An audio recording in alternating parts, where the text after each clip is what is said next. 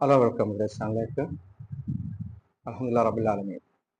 സുഹൃത്തുക്കളെ, ഞാനിവിടെ പറയാൻ ഉദ്ദേശിക്കുന്നത്, ഇന്ന് ഇന്ത്യയിൽ അഥവാ ആഗോളതലത്തിൽ പ്രവാചക സല്ലല്ലാഹു അലൈഹി വസല്ലമയെ അഥവാ മുഹമ്മദ് നബി സല്ലല്ലാഹു അലൈഹി വസല്ലമയെ പല നിലക്കാണ് ഇന്ന് ചർച്ചകൾ. ഒരു ബോർഡ്, ഒരു ഐ ലവ് യു ബോർഡ്, അതിലൂടെ പറയാൻ പറ്റാത്ത രീതിയിലുള്ള ഒരു പോസ്റ്റർ പൊട്ടിച്ചു. അതിൻ്റെ പിന്നിൽ ഒരുപാട് ചർച്ചകളും പ്രശ്നങ്ങളും ഒക്കെ നടക്കുകയാണ്. അപ്പം ഒരു പക്ഷത്ത് സയനിസ്റ്റുകൾ അള്ളാഹുവിൻ്റെ റസൂലിനെ, മുഹമ്മദ് നബിയെ വളരെ മോശമായ രീതിയിൽ എഴുത്തുന്നു. അതുപോലെ മറ്റ് മതരാഷ്ട്രപരമായിട്ട് ബന്ധപ്പെട്ട ആളുകൾ അങ്ങനെ ചെയ്യുന്നു. ഇനി കുറച്ച് യുക്തിയില്ലാത്ത യുക്തിവാദികൾ മറ്റൊരു തരത്തിൽ ഇങ്ങനെ താറടിക്കുന്നു. അങ്ങനെ ആഗോളതലത്തിൽ റസൂലുള്ളാഹിയെ പുകഴ്ത്തുന്നു, ഇകഴ്ത്തുന്നു. വിശ്വാസികളെല്ലാം അങ്ങേയറ്റം തൻ്റെ ജീവനേക്കാളും തുല്യം സ്നേഹിക്കുന്ന അള്ളാഹുവിൻ്റെ റസൂലിനെ അങ്ങേയറ്റം മാനിക്കുകയും ആദരിക്കുകയും എല്ലാം ചെയ്യുന്നു. അതിൻ്റെ ഓപ്പോസിറ്റ് തന്നെ കുറേ ആൾക്കാർ, വിശ്വാസികളല്ലാത്തവർ, അതുപോലെ മറ്റ് മതത്തിൽപ്പെട്ടവർ, അങ്ങനെ പലരും ഇതേപോലെ ഇകഴ്ത്തുന്നുണ്ട്. എന്നാൽ ഇനി മറ്റ് മതത്തിൽപ്പെട്ടവർ തന്നെ ഒരുപാട് അള്ളാഹുവിൻ്റെ റസൂലിനെ ബഹുമാനിക്കുന്നു, ആദരിക്കുന്നു. അപ്പം ഇതെല്ലാം ഇങ്ങനെ അള്ളാഹുവിൻ്റെ റസൂലിൻ്റെ നിയോഗം എന്നാണോ അന്ന് തൊട്ട് ഇത് നടന്നുകൊണ്ടിരിക്കുകയാണ് ഒരേ കണക്കിന്. അന്ന് മക്കയിലുണ്ടായിരുന്ന പലരും ഇസ്ലാം വിജയിച്ചതിന് ശേഷവും ഒന്നും ഈ രീതികളൊക്കെ തുടർന്ന് വന്നിട്ടുണ്ട്. വിമർശകരുമുണ്ട്, അല്ലാത്തവരുമുണ്ട്, സ്നേഹിക്കുന്നവരുമുണ്ട്, ഇകഴ്ത്തുന്നവരും പുകഴ്ത്തുന്നവരുമുണ്ട്. ഇതെല്ലാം അന്നും ഇന്നും ഇതേപോലെ നടന്നു വരിക. ഇനി ഇത് എത്ര നാളമാണോ, ഈ ലോകത്തിന്റെ അന്ത്യനാൾ എന്നാണോ അന്ന് വരേക്കും ഇത് സംഭവിച്ചുകൊണ്ടിരിക്കും. അത് എന്തുകൊണ്ടാണെന്നാണ് ചിന്തിക്കേണ്ടത്. എന്തുകൊണ്ട് ഇതിങ്ങനെ നടക്കുന്നു?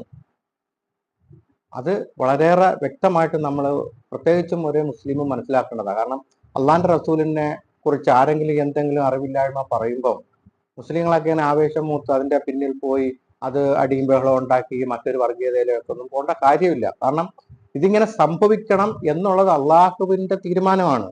ആ അള്ളാഹുവിൻ്റെ തീരുമാനം എന്താണെന്ന് വെച്ച് കഴിഞ്ഞാൽ പരിശുദ്ധ ഖുർആനകത്ത് വ്യക്തമായിട്ട് അതിൻ്റെ കാരണങ്ങൾ അള്ളാഹു സുബ്ഹാനഹു വ തആല പറഞ്ഞു തരുന്നുമുണ്ട്. ആ കാരണം എന്താണെന്ന് വെച്ച് കഴിഞ്ഞാൽ നമുക്കറിയാം, പരിശുദ്ധ ഖുർആനകത്ത് സൂറത്ത് 94 ഒരു അധ്യായമുണ്ട്, സൂറത്തുൽ ഷർ. അത് ഒരു 8 വചനങ്ങളാണ്.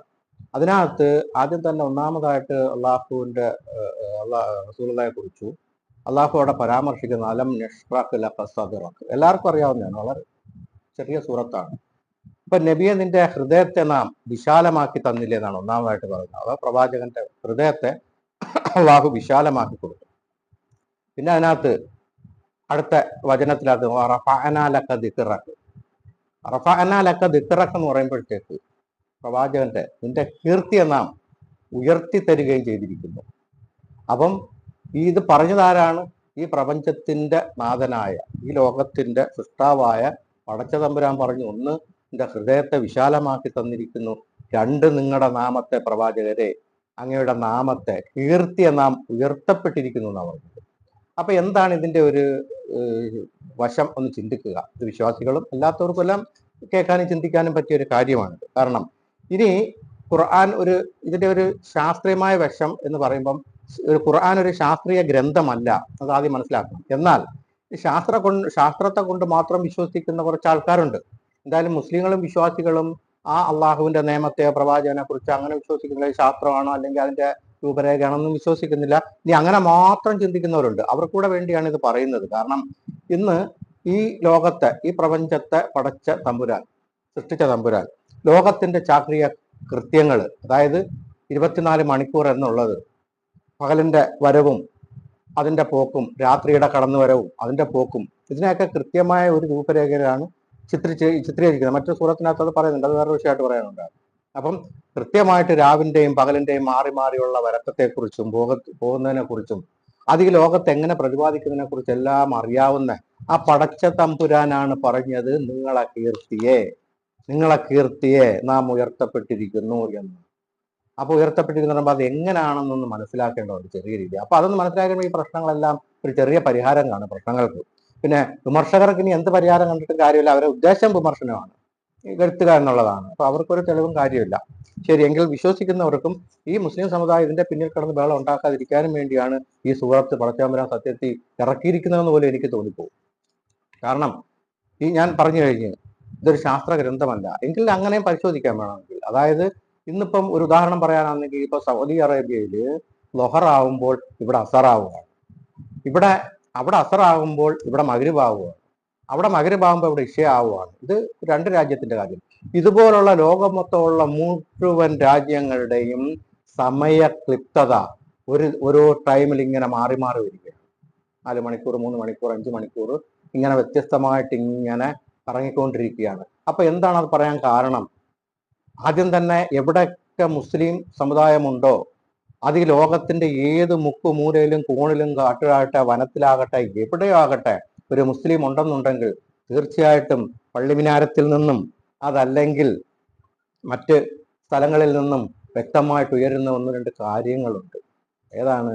ഒന്ന്, അള്ളാഹു അക്ബർ, അള്ളാഹു അക്ബർ, അള്ളാഹുവേ നീയാണ് വലിയവൻ, അതല്ലെങ്കിൽ ദൈവമേ നീയാണ് വലിയവൻ, ഗോഡ് നീയാണ് വലിയവൻ. ഇനി ഏത് ഭാഷയിലാണോ ഏകദൈവം എന്ന് വിശ്വസിക്കുന്ന ഒരു സങ്കല്പത്തിൽ മനുഷ്യൻ വിളിക്കുന്നത് അവിടെ എല്ലാം പറയുന്നത് നീയാണ് വലിയവൻ, അള്ളാഹു അക്ബർ നീയാണ് വലിയവൻ, അഷ്ഹദു അല്ലാ ഇലാഹ ഇല്ലല്ലാഹ് ഞാനിതാ സാക്ഷ്യം വഹിക്കുന്നു ആരാധനയ്ക്ക് അർഹനായിട്ട് നീയല്ലാതെ മറ്റാരുമില്ല. ഇത് സ്വയം നിർമ്മിച്ചതല്ല, ഈ വാക്കുകൾ ഇതിനെ പ്രപഞ്ച സൃഷ്ടാവ് തന്നെ പഠിപ്പിച്ചതാണ്. കാരണം അതിനുള്ള അധികാരമുണ്ട്. ആരാധനയ്ക്ക് അർഹൻ നീ മാത്രമേ ഉള്ളൂ എന്ന് പറയാൻ എന്താ കാരണം? അതല്ലാത്തൊരു സൃഷ്ടിയെ കൊണ്ടുവരാൻ, ഒരു സൃഷ്ടാവിനെ കൊണ്ടുവരാൻ തന്നെ ഖുർആൻ വെല്ലുവിളിക്കുന്ന ഒരു വേറൊരു വിഷയമാണ്. അപ്പം ഈ പ്രപഞ്ചത്തെ സൃഷ്ടിച്ച സൃഷ്ടാവ് തന്നെ ഒരു നേരം പോലും ലോകത്തിന്റെ മുക്കുമൂലയിൽ നിലയ്ക്കാത്ത നിലയ്ക്ക് ഇത് കേട്ടുകൊണ്ടിരിക്കുന്നു. എന്നിട്ടോ പ്രവാചകനെ കുറിച്ച് പറയുന്നു, പ്രവാചകരെ താങ്കളുടെ കീർത്തിയെ നാം ഉയർത്തപ്പെട്ടിരിക്കുന്നു. ഇതോടൊപ്പം തന്നെ അല്ലാഹുവേ നീയാണ് വലിയവൻ എന്ന വചനത്തോടൊപ്പം തന്നെ ഇതും കേൾക്കുന്നുണ്ട്. അപ്പം എന്താണ്? പ്രവാചകന്റെ കീർത്തി ഇങ്ങനെ ലോകത്ത് മൊത്തവും ഒരു സമയം പോലും നിലയ്ക്കാതെ ഇങ്ങനെ കേട്ടുകൊണ്ടിരിക്കുകയാണ്. കാരണം ഓരോരുത്തരത്ത് ഇവിടുന്ന് ഇപ്പൊ ബാങ്ക് വിളിച്ച് അവസാനിക്കുമ്പോൾ വേറൊരിടത്ത് കുറച്ച് വിളിക്കുകയാണ്, അത് കഴിഞ്ഞ് മറ്റൊരിടത്ത് വിളിക്കുകയാണ്. അങ്ങനെ ലോകത്ത് എവിടെയൊക്കെയാണോ മുസ്ലിം വിശ്വാസികൾ ഉള്ളത് അവിടെ എല്ലാം ഇതിങ്ങനെ കേട്ടുകൊണ്ടിരിക്കുകയാണ്. അപ്പൊ 24 മണിക്കൂറും അള്ളാഹുവിന്റെ റസൂലിന്റെ മുഹമ്മദ് നബിയുടെ കീർത്തി ഇങ്ങനെ ഉയർന്ന് കേട്ടുകൊണ്ടിരിക്കുകയാണ്. ഈ സംവിധാനം ഞാൻ പറഞ്ഞ് ശാസ്ത്ര ഗ്രന്ഥമല്ല എങ്കിൽ ശാസ്ത്രത്തിന്റെ സ്കോപ്പിലൂടെ നിങ്ങൾക്ക് നോക്കാൻ പറ്റും. അങ്ങനെ ചിന്തിച്ചാൽ തന്നെ, ശാസ്ത്രീയമായി തന്നെ ഒന്ന് ചിന്തിച്ചാൽ തന്നെ നമുക്ക് മനസ്സിലാകും ഒരു നേരവും നിലയ്ക്കുന്ന കാര്യം. ദിവസങ്ങളുടെ രാപകലിന്റെ സംവിധാനം പടച്ചവൻ എങ്ങനെയാണോ സൃഷ്ടിച്ചത്, വ്യക്തപ്പെടുത്തിയത്, അതുപോലെ തന്നെയാണ് ഈ പ്രവാചകന്റെ നാമവും അള്ളാഹുവിന്റെ നീയാണേ വലിയവൻ എന്ന് പറയുന്ന ആ നാമവും ആ പ്രവാചകന്റെ കീർത്തിയും ഇങ്ങനെ സദാ ഭൂമിയിൽ കേട്ടുകൊണ്ടിരിക്കുകയാണ്. ഇതിപ്പം മറ്റൊന്ന് എത്ര നമുക്കറിയാം, ദിവ്യ പുരുഷന്മാരെന്ന് നമ്മൾ സങ്കല്പിക്കുന്ന ഒരു ഭൂമിയിലുണ്ട്. അതുപോലെ തന്നെ കുട്ടിദൈവങ്ങളും കുടിദൈവങ്ങളും ആരാധ്യ പുരുഷന്മാരൊക്കെ ഒരുപാട് ഇവിടെ ഉണ്ട്. പക്ഷെ ഇവരെയൊന്നും കുറിച്ച് ലോകത്ത് ഇങ്ങനെ ഒന്ന് കേൾപ്പിക്കാൻ ആർക്കും വരെ കഴിഞ്ഞിട്ടില്ല, കഴിയുകയില്ല ഇനി. കാരണം ലോകത്തിന്റെ ആ നീക്കുപോക്കുകളെയും സംവിധാനത്തെയും ആരാണോ സൃഷ്ടിച്ചത് അവന് മാത്രമേ അത് കഴിഞ്ഞിട്ടുള്ളൂ അങ്ങനെ ചെയ്യാൻ. അതങ്ങനെ സംഭവിച്ചുകൊണ്ടിരിക്കുകയാണ്. അപ്പൊ ഇവിടെ മനസ്സിലാക്കേണ്ട ഒരു കാര്യമാണ്, ആ പ്രവാചകനെ കുറിച്ച് ഇന്ന് ഒരുപാട് പേര് ഇന്ന് ഇവിടെ ഇകഴ്ത്തി സംസാരിക്കുന്നുണ്ട്, അതുപോലെ പുകഴ്ത്തി സംസാരിക്കുന്നുണ്ട്. ഇനി ഇത് എങ്ങനെയൊക്കെ സംഭവിച്ചാലും ശരി, ആരും ഇകഴ്ത്തിയിലും ശരി, ആരും പുകഴ്ത്തിയിലും ശരി, അതൊരു പ്രശ്നമേ അല്ല. ആകാശത്ത് ഉദിച്ചു നിൽക്കുന്ന പൂർണ്ണചന്ദ്രന്റെ ഉണ്ടല്ലോ നിലാവലകൾ ഇങ്ങനെ വീഴുകയാണ് ഭൂമിയിൽ. മനോഹരമായ ആ നിലാവലകൾ വന്ന് നിന്നും കൊണ്ട് ഒരു കുറച്ച് നായ്ക്കൾ ഇങ്ങനെ ഓലിയിട്ട് കഴിഞ്ഞാൽ അതിന് എന്ത് സംഭവിക്കാനാ? ഒന്നും സംഭവിക്കാനില്ല. ഇനി കുറച്ചുപേര് ഇവിടെ നിന്ന് പുകഴ്ത്തിപ്പാടിയാൽ എന്ത് സംഭവിക്കാനാ? അതിനകത്തും ഒരു കഥയില്ല. കാരണം എന്താ? അള്ളാഹുവിന്റെ റസൂലിനെ കുറിച്ച് പറഞ്ഞ ഇതാണ്,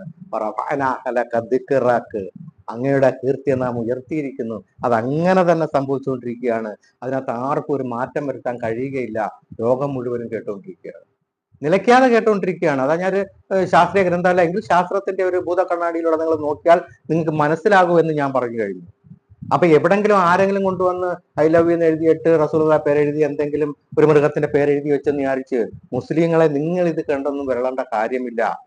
പിന്നെ സ്നേഹമുണ്ട്. ആ സ്നേഹത്തിന്റെ പേരിൽ അങ്ങേയറ്റം നമ്മൾ ആദരിക്കുകയും സ്നേഹിക്കുകയും ജീവന തുല്യം സ്നേഹിക്കുകയും ചെയ്യുന്ന ഒരു പ്രവാചകൻ, ആ പ്രവാചകനെ കുറിച്ച് പറഞ്ഞതാണ്, അള്ളാഹു പറഞ്ഞതാണ്, അദ്ദേഹത്തിന്റെ ഹൃദയത്തെ വിശാലപ്പെടുത്തി കൊടുത്തു. ആ വിശാലത എന്ന് വെച്ചാൽ കുടുസല്ല, ഭൂമിയിൽ ജനിച്ച് ജീവിക്കുന്ന മനുഷ്യനോട്, എല്ലാ മനുഷ്യനോടും, അതുപോലെ തന്നെ എല്ലാ ജന്തു ജീവജാലങ്ങളോടും അങ്ങേയറ്റം സ്നേഹവും കാരുണ്യമുള്ള പ്രവാചകനാത് ഇല്ലെന്ന് തെളിയിക്കാൻ ഇവിടെ ഒരു യുക്തിവാദിക്കും കഴിഞ്ഞിട്ടില്ല, ഇനി കഴിയുകയില്ല. വിമർശനത്തിന് വേണ്ടി എന്തെങ്കിലുമൊക്കെ എടുത്ത് പറയാനല്ലാതെ അവർക്ക് ഒരു പുണ്ണാക്കും കഴിയില്ല. യുക്തിവാദികളുടെ കാര്യം തന്നെ ഒന്ന് ആലോചിച്ച് നോക്ക്. അവർക്ക് ആകെയുള്ള ഒരു പ്ലാറ്റ്ഫോം എന്ന് പറയുമ്പോൾ ഈ മീഡിയയാണ്. അല്ലാതെ അവർക്ക് ഇപ്പൊ കേരളത്തിൽ മൊത്തം പരിശോധിച്ച് നോക്കിക്കഴിഞ്ഞാൽ ഒരു 10-15 ആളെ കാണും. അങ്ങനെ അണികളും കാര്യങ്ങളും ഒന്നും ഇല്ല. ഈ 10-15 ആളിനെ വെച്ചാണ് ഈ ഊതി കാണിക്കുന്നത്. പക്ഷെ ഇവരുടെ പ്ലാറ്റ്ഫോം എന്ന് പറയുമ്പോൾ എന്താണ്? മീഡിയയാണ്. അതിനകത്ത് വന്ന് ഇങ്ങനെ എല്ലാവരും കാണാനും കേൾക്കാനും ആഗ്രഹിക്കുന്ന, അല്ലെങ്കിൽ ഒരുപാട് വിമർശനങ്ങളെ കിട്ടാനൊക്കെ സാധ്യതയുള്ള ഒരു സംഭവമാണ് ഇസ്ലാമിനെ വിമർശിക്കുക എന്നുള്ളത്. അപ്പൊ എല്ലാവരും എന്നെ വീക്ഷിക്കും. മുസ്ലിങ്ങൾ തന്നെ അത് കണ്ടിട്ട് അതിന് കമന്റ് ചെയ്യുകയൊക്കെ ചെയ്യുന്നത്. എന്റെ പൊന്ന് സുഹൃത്തുക്കളെ, മുസ്ലിങ്ങളെ, നിങ്ങൾക്ക് സ്നേഹം കൊണ്ട് പറയുകയാണ്, നിങ്ങൾ ഇവന്മാരുടെ ഈ അഭിപ്രായം കാണാനും കാണരുത്. അവന്മാരുടെ ഈ വീഡിയോകളൊക്കെ വരുമ്പോൾ തട്ടി വിട്ടേക്കണം ഇതെല്ലാം വൃത്തികേടുകൾ. അതുപോലെ തന്നെ അള്ളാന്റെ റസൂലിനെ കുറിച്ച് ആരെങ്കിലും പറയുന്നത് കേട്ടുകൊണ്ട് ആവേശം മൂത്ത് അതിന് കമന്റ് എഴുതാനും നിൽക്കണ്ട. ഒരു കാലത്ത് ഞാൻ അങ്ങനെ ചെയ്തിരുന്നവനാണ്. പിന്നെ അത് മനസ്സിലാക്കി, ഇവരുടെ ഈ തട്ടിപ്പ് മനസ്സിലാക്കി ആ കമന്റ് എഴുത്ത് നിർത്തിയിട്ട് വീഡിയോയിലൂടെ സംസാരിക്കാന്ന് വിചാരിച്ചത്. അത് വേറൊന്നിനുമല്ല. അപ്പൊ അള്ളാന്റെ റസൂലിന്റെ ആ കീർത്തിയെ ഉയർത്തിയത് അള്ളാഹു ആണെങ്കിൽ ഒരു മനുഷ്യനും ഈ ലോകത്ത് അതിനെ ഇകഴ്ത്താൻ പറ്റൂല, ആ കീർത്തിയെ താഴ്ത്തിക്കെട്ടാൻ പറ്റൂല. അതിങ്ങനെ ലോകാവസാനം വരെ ഉയർന്നുകൊണ്ടിരിക്കും, യാതൊരു സംശയവുമില്ല. ഇതിന്റെ പിന്നിൽ ആരും കിടന്ന് ബഹളം ഉണ്ടാക്കേണ്ട കാര്യമില്ല. ഇനി വിമർശിക്കുന്നത് അള്ളാഹു ഈ കീർത്തിയെ ഉയർത്തി എന്ന് പറയുമ്പോൾ അത് എങ്ങനെയൊക്കെയാണ്? ആ രണ്ട് രീതിയുണ്ട്.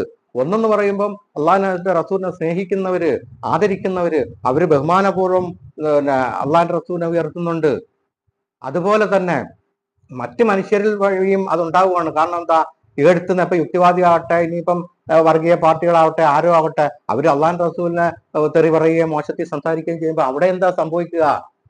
അവരുടെ ഈ പറച്ചില് കാരണം ഒരുപാട് പേര് അതെന്താണെന്ന്, മുഹമ്മദ് നബി എന്താണെന്ന് അറിയാമല്ലോ എന്ന് ആഗ്രഹിച്ചുകൊണ്ട് മുഹമ്മദ് നബി സല്ലല്ലാഹു അലൈഹി വസല്ലമയെ കുറിച്ച് പഠിക്കാൻ ശ്രമിക്കുകയാണ്. അതും അള്ളാഹുവിന്റെ ഹിക്മത്താണ്. അപ്പൊ കീർത്തി ഉയർത്തി എന്ന് പറയുമ്പോൾ ചെറിയ കാര്യമല്ലത്. അപ്പൊ റസൂലുള്ളാഹിയെ ആരെങ്കിലും വിമർശിക്കുമ്പോൾ, ഒരാൾ വിമർശിക്കുമ്പോൾ 10 പേര് പഠിക്കാൻ ശ്രമിക്കും. അതിൽ 5 പേർക്ക് സത്യം ബോധ്യമാകും. ചിലപ്പം കുറച്ച് ആൾക്കാർ ഇസ്ലാമിനെ, ആ പ്രവാചകനെ സ്വീകരിച്ചെന്നിരിക്കും. അതാണ് ഉയർത്തൽ എന്ന് വെച്ചാൽ ചെറിയ രീതിയല്ല. ശത്രുവിനെ കൊണ്ട് ഉയർത്തുകയാണ്, മിത്രത്തെ കൊണ്ട് ഉയർത്തും, ശത്രുവിനെ കൊണ്ട് ഉയർത്തും. അപ്പൊ ഇവരിങ്ങനെ പറയുന്നതനുസരിച്ച് എത്ര പേരാണ് പഠിക്കാൻ ശ്രമിക്കുന്നത്? ഇപ്പൊ സാക്കിർ നായിക്കിനെയൊക്കെ കുറിച്ച് ഒരുപാട് കള്ളക്കഥകൾ പ്രചരിപ്പിക്കുകയും നാട്ടിൽ നിന്ന് ഓടിക്കുകയൊക്കെ ചെയ്തു. അപ്പൊ അദ്ദേഹത്തിന്റെ പ്രഭാഷണം എന്താണത് ഇയാൾ പറയുന്നത് കേൾക്കാൻ പലരും ആഗ്രഹിക്കും. അങ്ങനെ കേട്ട് വരുമ്പോഴത്തേക്ക് മനസ്സിലാക്കുന്ന പ്രവാചകനെ അവരെന്താണ് സ്നേഹിക്കാൻ തുടങ്ങും. ഒരിക്കലും അവരൊന്ന് പ്രവാചകനെ കുറിച്ച് പഠിക്കുന്നവരൊരിക്കലും അവര് ആ മാർഗം സ്വീകരിച്ചില്ലേലും അള്ളാൻ റസൂലിനെ എഴുത്തത്തില്ല. കാരണം എന്താ?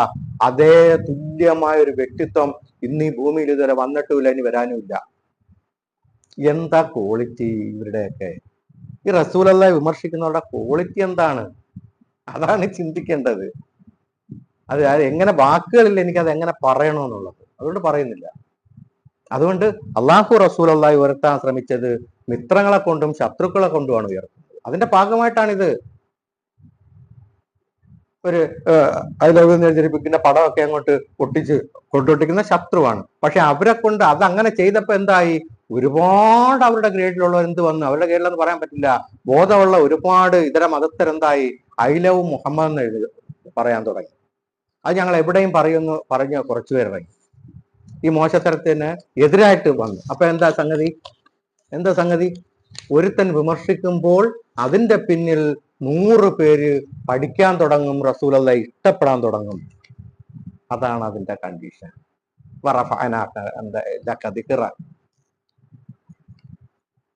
അപ്പം റസൂലുള്ളാഹിയെ ഇകഴ്ത്തുന്നത് വഴി ഒരുപാട് പേര് പഠിക്കാൻ തുടങ്ങും. അതുകൊണ്ട് എനിക്ക് എൻ്റെ സഹോദരൻ മൊത്തം മനുഷ്യരോടും, അള്ളാഹുവിന്റെ റസൂലിനെ വിമർശിക്കുന്നവരോടും, ഇനി ഇഷ്ടപ്പെടുന്നവരോടും ആദരിക്കുന്നവരോടും എല്ലാം പറയാനുള്ളത്, നമ്മൾ ആവേശമൊത്ത് ഒന്നും ചെയ്യേണ്ടതില്ല.